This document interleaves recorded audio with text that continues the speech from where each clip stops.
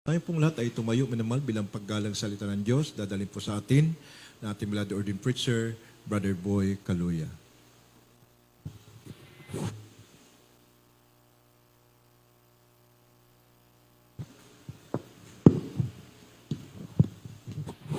Amen. Praise the Lord. At magsabing praise the Lord. Sa ating beloved youth choir, dito kayo, mga beloved brothers, dito kayo. Saan yung mga brothers din? Magandang umaga na po, mga minamahal. At ang pinakamataas na pagsamba, pagpupuri, pagluwalhati, pagdakila ay para sa ating pinakamamahal na Panginoon Kristo.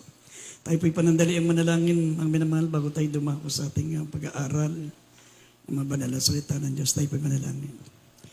Dakila't mapagpala po naming Ama, Diyos na makapangyarihan sa lahat. Sa pangalan namin pinakamamahal na Panginoon Kristo, mahal na Panginoon, nagpupuri po kami, nagpapasalamat sa patuloy na kalakasan, gising na diwa, na patuloy na pinagkakalob mo sa amin. Salamat din po sa pag-alis mo sa aming kalagitnaan. Salamat po sa namahan mo po kami sa aming pagpupuyat, mahal na Panginoon. Minsan pa pagpalain mo po yung mga banal na salita, patawarin mo kami sa aming mga pagkukulang, pagkakasala. Linisin mo ang aming mga puso, mahal na Panginoon, gawin mo kami karapat-dapat, mahal na Panginoon, makinig ng mga salita at magdala na yung banal na salita, mahal na Panginoon. Sinasuway namin at ang gawa ng kalaban, demons of unbelief and doubts, demons of hindrances. We bind the power of darkness in Jesus' name. Amen and amen. Sa natin mga brothers na youth choir, dito kayo, sa harap. Praise the Lord. At ang pinakamataas sa pagsamba, pagpupuri, pagluwalhati, pagdakila ay sa ating pinakamamahal na Panginoon. Nagbibigay po tayo ng dobleng paggalang sa ating beloved and honorable pastor, beloved evangelist Wildy Estrada Almeida, the end-time prophet of our loving God. Sa lahat po ng mga beloved children, the Almeida family, sa mga apo, mga manugang ng ating beloved pastor. At patuloy po natin inaalala mga di malilimutang aral ng ating beloved assistant pastor Lina C. Almeida. Sa ating mga beloved webcast viewers, mga Luzon, Visayas, Mindanao, mga kapatiran natin sa ibayong dagat, mga kapatiran natin sa iba't ibang panig ng mundo na naabot po ng ating banal na gawain. At gayon din sa ating mga kapatiran narito ngayon, sa mga manggagawa, sa ating mga beloved preachers, sa ating beloved choir members, instrumentalists, at sa lahat po na narito ngayon, maminamahal. Kaya hindi buksan natin dalawang pambungad na talata. 1 Timothy chapter 1, verse 18 up to 19. At Revelation chapter 21, verse 7. 1, talatang 18 hanggang 19. Ang biling ito ay pinagtatagubilin ko sa iyo, Timoteo, na aking anak, ayon sa mga hula na nangauna tungkol sa iyo, upang sa pamagitan ng mga ito ay makipagbaka ka na mabuting pakikipagbaka. Naingatan mo ang pananampalataya. Sa kanila ay nangabagbag tungkol sa pananampalataya. Ang magtagumpay ay magmamana ng lahat ng bagay na ito. Ibig sabihin, ang kaharian ng langit. Ang magtagumpay ay siya lamang ang magmamana ng kaharian ng langit. Maminamal dito po, ang tinutukoy po na si Timoteo, ito po isang binatilyo. Si Timoteo, maminamal, isa pong binatilyo lang na mananampalataya. Kasi maminamahal, tandaan po natin, ang pag-asa po ng church ay ang mga binatilyo natin, yung mga kabataan ngayon. Sabi nga kung ang kabataan ay pag-asa ng bayan, ganun din sa church, maminamahal. Ang inyong mga manggagawa, ang inyong mga mangangaral ngayon, darating ang araw, lilipas kami po'y tatanda, kami maglalaho sa mundo. Marami ng mga mangangaral ang nagpaalam na sa mundo, mga dating nakadestino dito, mga dating pong kasama nyo rito, ngayon ay sumalangit na sila. Kayo pong mga kabataan, kinakailangan, maminamahal, kayo po ay hubugin ng salita ng Diyos sapagkat darating ang araw, kayo po ang papalit sa amin. Hindi pwede, maminamahal, na walang kapalit ang mga manggagawa sapagkat mga minamahal, pag wala ng mga ngaral, maminamahal, mahihinto ang paglago ng iglesia. Kaya dito po, kabilin-bilinan ni Apostol Pablo kay Timoteo, maminamahal, na sabi niya, maminamahal, ipinagbibiling ko sa iyo, Timoteo, Si Timoteo, maminamal, nung kinausap yan ni Apostol Pablo, ang edad niyan ay mga 17 years old. Mga ganyan ang edad, 17 to 18 years old, maminamahal. Sabi niya, pinagbibiling ko sa iyo, aking anak. Sabi, tungkol sa iyo, upang sa pamagitan ng mga ito ay makipagbaka ka ng mabuting pakikipagbaka. Ibig sabihin, maminamahal, ang ating buhay bilang mga mananampalataya, nasa digmaan tayo. Yung makakarating sa langit, yung mananalo. Pag ikaw ay talunan, sabi ng Revelation 21 verse 8, kung kasunod ng Revelation 21:7, sabi diyan, ngunit ang mga duwag, ang mga hindi mananampalataya, ang mga maglalasing, ang mga karumaldumal, ang mga kasuklam-suklam, sabi, sino yung mga kasuklam-suklam? Yung mga babae nakikiapid sa kapwa babae, mga lalaki nakikiapid sa kapwa lalaki, yung mga nagsasama ng hindi kasal, yung mga may asawa na, nag-aasawa pa ng iba, yan yung mga kasuklam-suklam sa banal na kasulatan. Kaya kasunod ng Revelation 21 verse 8, ngunit ang mga duwag, ang mga hindi mananampalataya, ang mga kasuklam-suklam ay hindi magmamana ng karya ng langit, kundi itatapon sa dagat-dagatang nagniningas na apoy. Ano natin sandali? Pakita natin itong versikulo na to. Verse 8, Revelation 21:8. Kasunod ng verse 7. Kindly. Brad, pakibasa po, pakibasa. Dito po sa Apocalypse chapter 21 verse 8, ngunit sa mga duwag at sa mga hindi mananampalataya at sa mga kasuklam-suklam at sa mamamatay tao at sa mga mapakiapid at ang mga manggagaway at sa mga pagsamba sa Diyos-Diyosan at sa lahat ng mga sinungaling, ang kanilang bahagi ay sa dagat-dagatang nagniningas sa apoy at asobre na siyang ikalawang kamatayan. Amen. Amen. Amen. Kaya nga, maminamahal, ipinagbibilin ng ating mahal na Panginoon sa pamagitan ni Apostol Pablo, maminamahal, na maglilingkod rin lang tayo sa Diyos, pagbutihin na natin. Amen. Pagbutihin na natin kasi hindi biro, maminamahal, ang mapunta sa impyerno. Ang impyerno, maminamahal, talagang hindi mo kayang lunasan. Kung ipaso mo ang iyong kamay sa apoy, napakainit, lalo na kung buong katawan mo. Subukan mo na isawsaw yung daliri mo doon sa gatungan. Pag natiis mo yon, pwede ka nang gumawa ng kasalanan. Kaya mo palang tiisin yung impyerno. Pero pag sinawsaw mo doon sa gatungan yung kamay mo at nainitan ka, huwag ka nang bumalik sa kasalanan. Hindi mo kayang impyerno. Lalo na yung dagat-dagatang apoy. Ang impyerno, maminamahal, ay makakatapak ka pa. Meron ka pang lugar na walang apoy na pwede mong apakan. Pero yung dagat-dagatang apoy, talagang literal na dagat na apoy.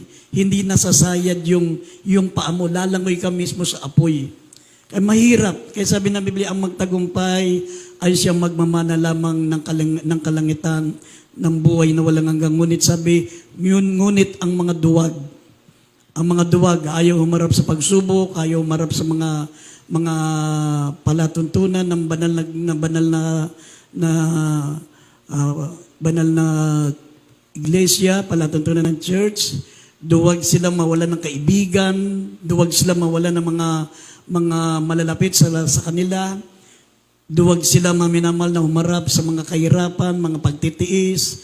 Kaya nga mayroon mga choir member para hindi nila marinig yung mga nakakatakot na rules and regulation. Ayaw nilang dumalo ng meeting. Akala nila pag hindi sila dumalo ng meeting, exempted na sila sa rules and regulation. Hindi porket hindi ka dumalo ng meeting, ay exempted ka na, hindi kasama.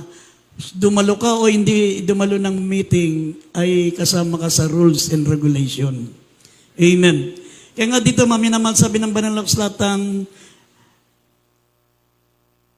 sabi rito, ingatan mo ang iyong pananampalataya na may mabuting budhi. Kailangan ingatan mo ang pananampalataya mayroong malinis na konsensya. Wala kang guilty conscience, wala kang ginagawang masama, na patago, wala kang tinatawag na na monkey business. Dahil sa Biblia, sabi ng Biblia, lahat ng ginagawa natin ay lantad sa harapan ng mahal na Panginoon. Sabi, ingatan mong yung pananampalataya na mayroong malinis na budhi. Kasi tinitignan ng Diyos yung budhi mo, yung puso mo, yung konsensya mo. Hindi mo maitatago sa mahal na Panginoon yan. Na yan, nang itakwil ng iba ay sa kanila ay nangabagbag tungkol sa pananampalataya. Ibig sabihin na nabagbag, yung kumbaga sa barko ay nawasak. Nawasak yung kanilang pananampalataya. Sabi rito sa English, yung sabi, concerning faith have made shipwreck. Shipwreck, ibig sabihin parang barko na nawasak. Yun yung pananampalataya natin kapag hindi malinis ang budi natin. Kaya nga dito tinuturuan po tayo, mayroon pong 4 na paraan. 4 na paraan para tayo po'y makatanggap ng tagumpay, maminamahal. 4 R's of victory. Take note, maminamahal, napakalaga po nito. Unang-una, recognize. Ang unang R, maminamahal, ay recognize. Recognize that you are in the battle, not in a play. Kailangan malaman mo na wala ka sa palaruan, wala ka sa amusement park, tayo ay laging nasa digmaan, araw-araw. Amen? Araw-araw nasa digmaan tayo, kaya nga ang tawag sa atin ay soldiers of Christ. Sabi ng 2 Timothy chapter 2 verse 3, minamahal, and verse 3 and verse 4, sabi, mga minamahal, para tayong kawal ni Kristo. Sabi na tayo ay tayo ay humarap na katulad ng kawal ni Kristo. Kaya ang mga mananampalataya ay tinatawag na kawal ni Kristo. Kaya nga, ang unang dapat natin malaman, recognize. Recognize that you are in a battle, not in a play. Recognize your enemies and his weapons. Alamin mo, kilalanin mo sino ang iyong kaaway. Unang-unang kaaway ng Kristiyano, unang-una yung sanlibutan. Pangalawa, maminamahal si Satanas. Pangatlong kalaban natin, yung sarili. Minsan nagtatagumpay tayo kay Satanas, nagtatagumpay tayo sa sanlibutan, pero minsan yung sarili natin ang nagpapahamak sa atin. Amen? Magkalaban po ang sarili, maminamahal, pati ang ating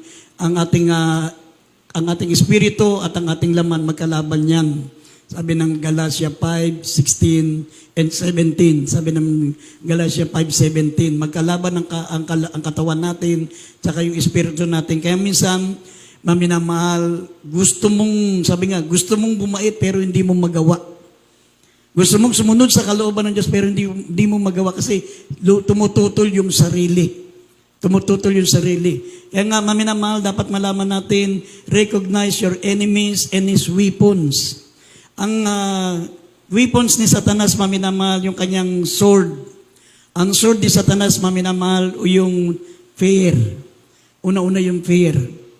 Ang pinaka-sword niya, yung pinaka-sandata ni Satanas na pangpatay niya, yung sword niya, pinakatabak, ay yung pong fear. Pag dumating na sa atin yung takot, natatakot na tayo, parang ayaw nating mag-isa, natatakot na tayo mawalan ng kaibigan, mawalan ng mga barkada, natatakot na tayo maminamahal na mag-isa. Ibig sabihin, nasibat ka na ni Satanas, natusok ka na. Yan ang mga signs na talo ka na. Yan po ang sword ni Satanas, fear. Kasi faith is the opposite of fear and fear is the opposite of faith. Pag pumasok na yung takot sa iyo, nararamdaman mo ng takot ka na sa lahat ng bagay, ayaw ka na mag-choir. Ang hirap, takot yun eh. Ang hirap, ang daming patakaran, nadagdagan na naman yung patakaran. Fear yun. Kaya nga, maminamahal, hindi mo alam, natusok ka na ng sword. Natusok ka na ng sandata ni Satanas. Yan po ang mga weapons ni Satanas. Yung pangalawa, yung arrow niya, yung palaso niya.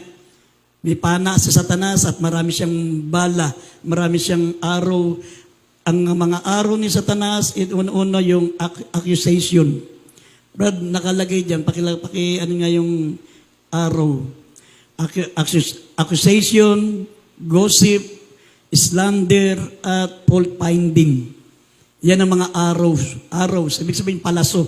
Sa Tagalog, palaso. Ang palaso ni Satanas, accusation, gossip, slander, at fault finding.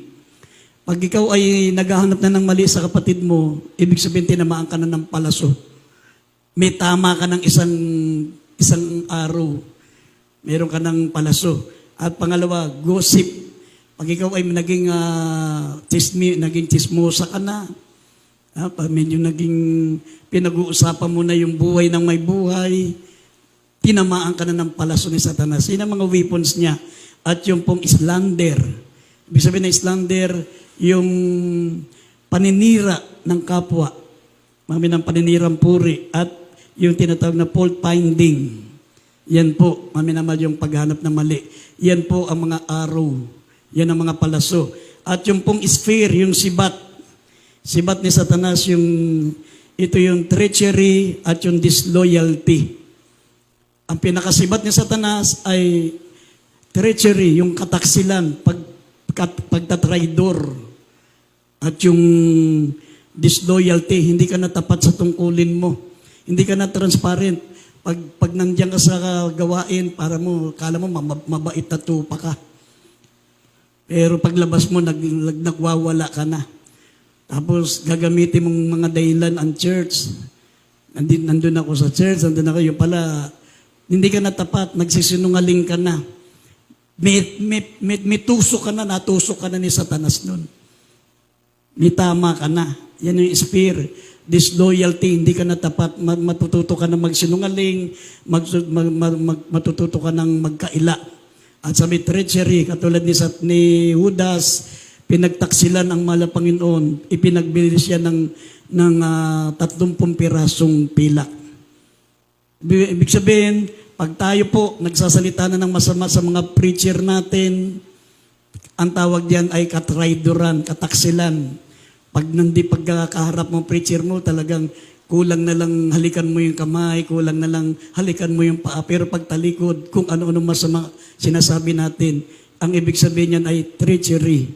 Kataksilan yun. Akala mo, ikaw na yun, yung pala, may sibat ka na ni Satanas. Sinaksak ka na ng sibat niya. Yan ang mga weapons ng kalaban, maminamahal. At ang sabi pa, recognize yourself. Dapat malaman mo, makilala mo kung sino ka. Ang kalaban natin ay heavyweight. Pero tayo po, maminamahal, ay lightweight lang. Huwag mong labanan ang sa kalaban sa pamagitan ng iyong sariling paraan. Amen? Sabi ng banal na kasulatan, maminamahal, sabi rito, ignorance will bring you distraction. Kapag hindi mo alam paano labanan sa Satanas, labanan mo siya ng sarili mong lakas, sarili mong paraan, kaya ko, matagal na ako sa church, tatlong dekada na ako, 4 na dekada na ako, kaya ko na sa Satanas. Katunayan, kahit kailan, hindi nga nanalo sa akin si Satanas. Hindi ako nilalabanan ni Satanas eh. Takot nga sa akin si Satanas kasi hindi nga lumalaban sa akin yan eh. Yung pala kaya hindi ka pala nilalabanan ni Satanas, magkabati kayo, magka-holding hands kayo, magkaakbay kayo, magkasama kayo. Pero kapag sabi ng 2 Timothy chapter 3 verse 12, ang nais mabuhay na may kabanalan sa paglilingkod kay Kristo ay magbabata ng pag-uusig. Pag hindi mo kalaban si Satanas, may problema. Pag hindi mo na-encounter si Satanas na ikaw ay dumanas sa mga pagsubok, inusig ka, nakaranas ka ng mga persecution sa paglilingkod sa Diyos, sign yan na nagtatagumpay ka sa kalaban. Pero kung pag smooth lang ang buhay mo, walang problema, hindi mo man lang na-encounter na nakalaban mo si Satanas, walang struggle sa paglilingkod mo sa Diyos, magtanong ka. Baka magka-holding hands kayo ni Satanas. Amen? Tingnan, idagdag natin sandali ito. 2 Timothy 3:12. Ikalawang Timoteo, Kapitulo 3, talatang 12. Oo, sa lahat ng mga... Sa lahat Timoteo. 2 Timothy yan ha, 2 Timothy. Corinthian yung nakalagay dyan. Yan, 2 Timothy. 2 2 Timothy chapter 3, verse 12. Oo, at lahat na ibig mabuhay na may kabanalan kay Kristo Jesus ay magbabata ng pag-uusig. Amen. Amen. Amen. Oo. Ang nais mabuhay na may kabanalan sa ating mahal na Panginoon ay magbabata ng pag-uusig.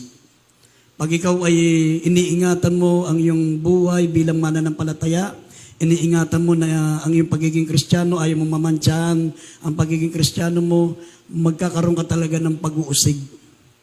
Mararanasan mo yan, mga kaibigan mo dati, lalayuan ka, mga kakilala mo, uusigin ka, pero magtanong ka, kung sa paglilingkod mo sa Diyos, wala ka nararanasan ganyan, mayroong problema. Baka magka-holding hands kayo ni Satanas. Kaya hindi kayo nag-aaway, kaya hindi ka pinapakialaman ni Satanas, magkaakbay kayo. Ibig sabihin, ginagawa natin yung gusto niya. Nalulugod siya sa ginagawa natin. Ganun, pag hindi ka nakakaranas ng mga trials, ng mga pag-uusig na yan. Kaya nga, maminamahal, sabi rito, ignorance will bring distraction. Kapag hindi mo alam paano lalabanan sa Satanas, heavyweight siya. Lightweight ka lang. Sabi rito 2 Corinthians chapter 10 verse 4 and 5, sabi po rito, our weapons are not carnal. The weapons of our warfare are not carnal, but mighty through God to the pulling down of His stronghold. Ang sandata natin, maminamahal, ay hindi literal. Huwag natin labanan si Satanas sa sarili nating lakas. Sa sarili nating paraan, hindi natin kaya. Lightweight ka lang, heavyweight ang kalaban mo. Isang suntukan lang sa'yo, tulog ka. Amen? Mayroong paraan para labanan si Satanas. Ito po'y nasa Ephesians chapter 6 verse 13 up to 18. Sabi, recognize your weapons. Pag hindi mo alam paano lalabanan si Satanas, mabibiktima ka. Mga minamahal, tatalunin ka ng kalaban, ipagwawagwagang ka. Di lang kalaban natin, maminamahal, ay sabi ng banal na kasulatan, siya yung makapangyarihan. Siya po'y well-organized. Siya po'y very powerful, pangalawa sa Diyos. Pangalawa sa Diyos si Satanas, makapangyarihan yan. Kaya kung gagamitin mo siya ng sarili mong lakas, lalabanan mo siya ng sarili mong lakas, matatalo ka. Ito yung sandata natin. Basahin natin Ephesians 6:13 up to 18. Recognize your weapons. Ito yung ating weapons. Dito po sa Efeso chapter 6 verse 13 up to 18. Dahil dito'y magsikuha kayo ng buong kagayakan ng Diyos upang kayo mga tagal sa araw ng masama. At kung magawa ang lahat ay magsitibay. Magsitibay nga kayo na inyong mga baywang ay may bigis na katotohanan, na may sakbat na baluti ng katwiran, at ang inyong mga paa ay may pangyapak na paghanda ng ebanghelyo ng kapayapaan. Bukod dito ay taglayin ninyo ang kalasag ng pananampalataya, na siyang ipapapatay ninyo sa lahat ng nagniningas na suligi ng masama. At magsikuha rin naman kayo ng turbante ng kaligtasan at ng tabak ng Espiritu na siyang salita ng Diyos. Na magsipanalangin kayo sa Espiritu ng lahat ng panalangin at daing sa buong panahon at magpuyat sa buong katiyagaan at daing patungkol sa lahat ng mga banal. Amen. Amen. Amen. Sabi, magsigaya kayo ng buong kagayakan ng Diyos. Ibig sabihin, isuot nyo ang full battle gear. Spiritual full battle gear.